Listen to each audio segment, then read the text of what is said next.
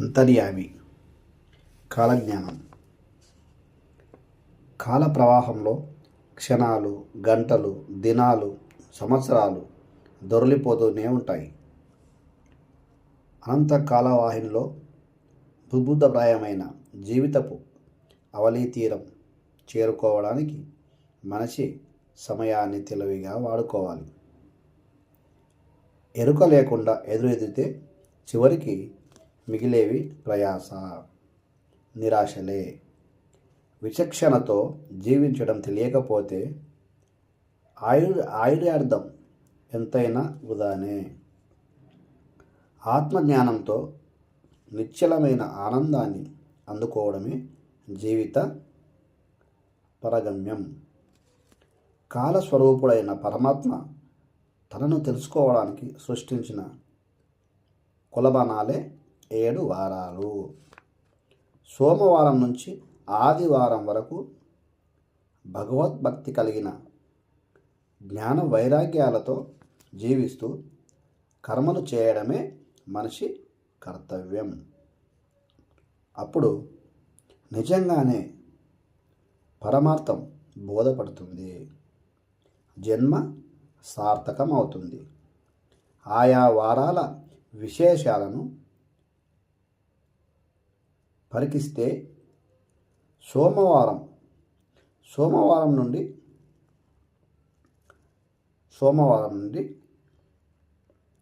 సోమవారం అంటే మనసుకు సాంకేతమైన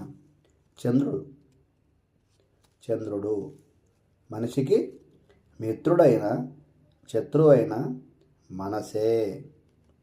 దాన్ని అదుపులో పెట్టుకోగలిగితే అంతకు మించిన హితుడు ప్రపంచంలో మరొకరుండరు. గాడి తప్పితే అంతకు మించిన శత్రువు ఉండరు. ప్రతి సోమవారం ఉదయం లేవగానే ఈ విషయాన్ని గుర్తు చేసుకోవాలి. ఇంద్రియాలకు అధిపతి అయిన మనసును మంగళవారమైన వస్తువులపైకి మళ్లించడం మంగళవారపు బాధ్యత.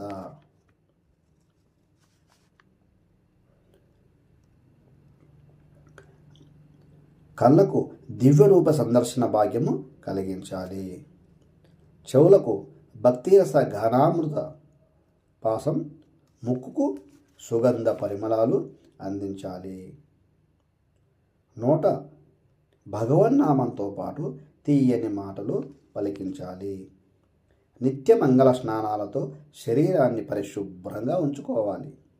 కాళ్ళకు పుణ్యస్థల సందర్శన, చేతులకు దాన ధర్మాలు అలవరచాలి. బుధవారాన్ని సౌమ్యవారము అంటాం. మంగళాచరణం వల్ల మనసు తేట పడితే ప్రశాంతత నెలకొంటుంది. నేనెవరిని, ఇక్కడికి ఎలా వచ్చాను, ఎక్కడికి పోతూ ఉన్నాను, ఇలాంటి సాకారమైన ప్రశ్నలు ప్రశాంతమైన మనసులోనే ఉదయిస్తాయి. బుధవారం నాడు సావధానంగా ఈ ప్రశ్నలకు సమాధానాలు ఆలోచించాలి. గురువారం బృహస్పతి వారం. బుద్ధికి బృహస్పతి అంటున్నాం. బృహస్పతి దేవర్షి గురువు.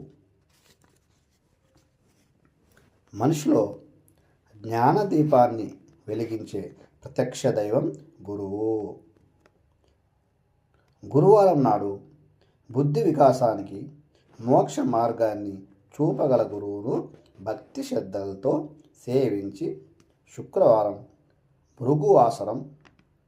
శుక్ర అంటే వెలుగు, భృగు అంటే శివుడు. శివపార్వతులు ఆది దంపతులు దాంపత్య దీపం వెలిగించి జీవిత సాఫల్యం అందుకోకపోతే గృహస్థ ధర్మంతో పాటు దానిపైన ఆధారపడి ఉన్న మిగతా ఆశ్రమ ధర్మాలు నిష్ప్రయోజనం అవుతాయి. అందుకని శుక్రవారం అమ్మవారిని సేవించాలి. శనివారం స్థిరవారం. బుద్ధిబలంతో మనసును లొంగ తీసుకుంటే అదే యోగసిద్ధి కలిగిస్తుంది. చిత్త వృత్తి నిరోధమే యోగమని, యోగసిద్ధికి ఏకాగ్ర బుద్ధి అవసరమని పతంజలి మహర్షి చెప్పాడు. సూర్యుడికి ప్రతికరమైనది కాబట్టే ఆదివారాన్ని భానువారం, ఆదివారం అంటారు. ఆత్మవిచారానికి అనుకూలమైన రోజు ఇది. దాన్ని అలసత్వంతో, తాత్కాలిక సుఖ సంతోషాల కోసం వెచ్చించకూడదు. ఆత్మస్థితి చేరుకునేలా దారి చూపించమని సాక్షి అయిన సూర్యనారాయణ స్వామిని త్రికరణ శుద్ధితో అర్థించాలి. 7 వారాల సమాహారాన్ని ఆహార, మైథున, నిద్ర, భయాలకే పరిమితం చేయకుండా పరమార్థ సాధనకు ఉపకరణంగా వాడుకోవాలి. అంతర్యామి.